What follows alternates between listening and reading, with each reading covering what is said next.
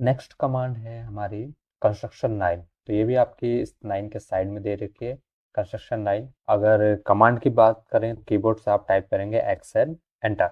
तो इस पर हम क्लिक करते हैं, आपकी एक्टिव हो गई। तो कंस्ट्रक्शन लाइन को कहीं कहीं पर रेफरेंस लाइन भी कहा जाता है, हर जगह नहीं, क्योंकि रेफरेंस लाइन आपकी डैश वाली भी हो जाती है। ओके, डैश और डॉट डॉट जो कि लाइन के टाइप्स हैं। तो कंस्ट्रक्शन लाइन बेसिकली आपने देखा होगा, अगर आप तो आपने कभी ड्राइंग सीट बनाई है तो सीट में आप देखते होंगे जब आप फर्स्ट एंगल और थर्ड एंगल में काम करते हैं तो कई सारी लाइनें खींचते हैं ड्राफ्टर से। तो बेसिकली वो हमारी कंस्ट्रक्शन लाइन है, रेफरेंस लेते हैं। फर्स्ट फ्रंट व्यू से आपका साइड व्यू बनाना है तो रेफरेंस लाइन खींचते हैं ना, कई सारी पैरेलल लाइंस होती हैं, हमारी कंस्ट्रक्शन लाइन है। तो वो कंस्ट्रक्शन लाइन ऑटोकैड में कैसे यूज करेंगे?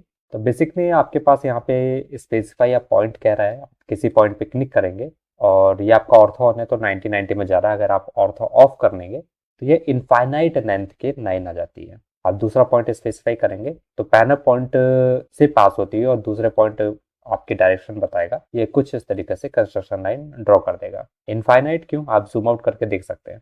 तो इनफाइनाइट है, तो जहां तक शीट जाएगी ऑटोकैड की वहां तक ये आपकी कंस्ट्रक्शन लाइन भी जा रही है।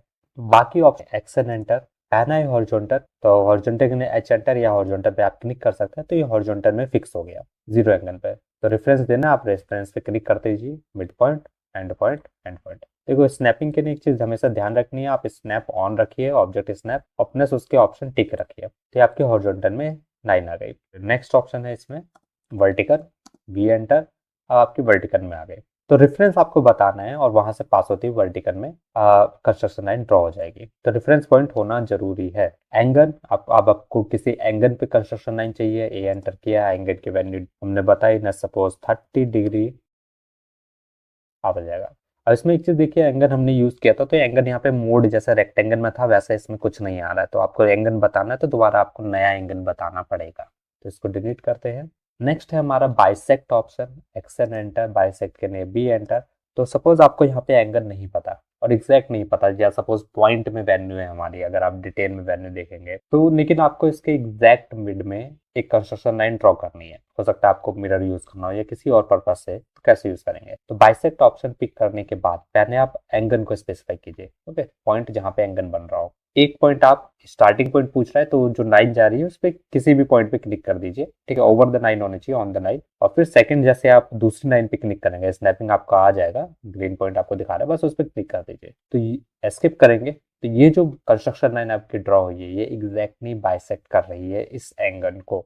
आप दोबारा ट्राई कर सकते हैं, एक्स एंड एंटर, बाइसेक्ट के लिए बी एंटर, पहले सेंटर पॉइंट जहां से एंगल पास हो रहा है, फिर एक आप साइड वाली फर्स्ट लाइन पे क्लिक कीजिए, दूसरा आप सेकंड लाइन पे क्लिक कीजिए और ये बाइसेक्ट आपको मिल जाएगा। जितनी जरूरत है रखिए, बाकी आप ट्रिम कर दीजिए। सपोज आपको नीचे का नहीं चाहिए तो टी आर डबल एंटर और यहाँ पे, ठीक है, तो ये आपका बाइसेक्ट हो गया। नेक्स्ट है ऑफसेट। ऑफसेट कमांड नहीं हमारी कंस्ट्रक्शन लाइन में ऑफसेट ऑप्शन। तो ऑफसेट हमारा लास्ट ऑप्शन है, इसके लिए ओ एंटर करेंगे। अब यहाँ पे देखिए डिस्टेंस बता रहा है, ठीक है, पूछ रहा है specify offset distance. Okay, throw use नहीं करेंगे, ऑफसेट डिस्टेंस वैल्यू देंगे। न सपोज 30, ऑब्जेक्ट का ऑफसेट करना है तो पिक किया, किस तरफ ऑफसेट करना है, okay, right side, left side, okay, one of the side object के। तो आप सपोज यहाँ पे ऊपर चाहिए मुझे तो ऊपर क्लिक कर रहा हूँ, तो यहाँ पे देखिए ये कंस्ट्रक्शन लाइन ड्रॉ हो गई है किस पे, इस स्ट्रेट लाइन के ऑफसेट कितना, 30 ऑफसेट। चेंज करना आप वैल्यू दोबारा कमांड में लेके वैल्यू चेंज कर सकते हैं। नीचे क्लिक करेंगे तो नीचे आ जाएगा। तो जिस भी लाइन पे क्लिक करेंगे आपकी स्ट्रेट लाइन पे वो उसका ऑफसेट बना देगा।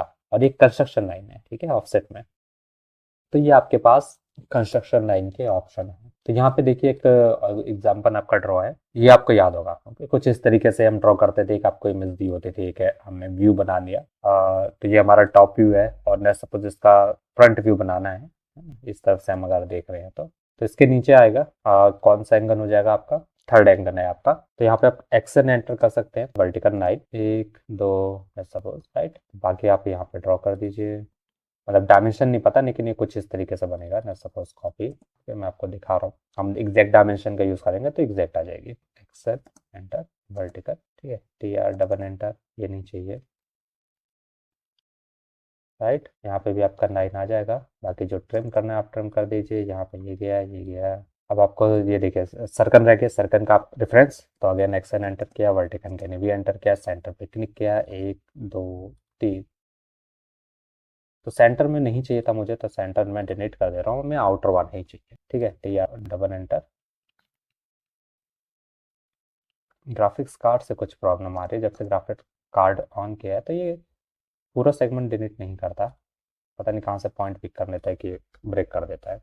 तो कुछ इस तरीके से आपका आ जाएगा। ठीक है, तो ये हाँ, यहाँ पे आप रेफरेंस लाइन का यूज़ कर रहे हैं, कंस्ट्रक्शन लाइन का। ओके, इसे डॉटेड में कन्वर्ट करना है तो डॉटेड में हम कन्वर्ट कर देते हैं, क्योंकि वो हिडन पार्ट है। तो यहाँ पे डॉटेड, तो इस तरीके से एक एग्जांपल है कंस्ट्रक्शन लाइन का मैकेनिकल में कैसे यूज़ करना है। ऐसे ही सिविल में हम एनिमेशन बनान भी होता है, उसका एनिमेशन भी होता है, तो वहाँ पे भी हम यूज़ कर सकते हैं। तो ये है आपकी कंस्ट्रक्शन लाइन। तो आगे की हमारी कमांड है रे। ये भी कमांड आपकी कंस्ट्रक्शन लाइन के साइड में दे रखी है। आप यहाँ पे क्लिक कर सकते हैं या कीबोर्ड में RAY टाइप कर सकते हैं, आपकी रे एक्टिवेट हो जाएगी।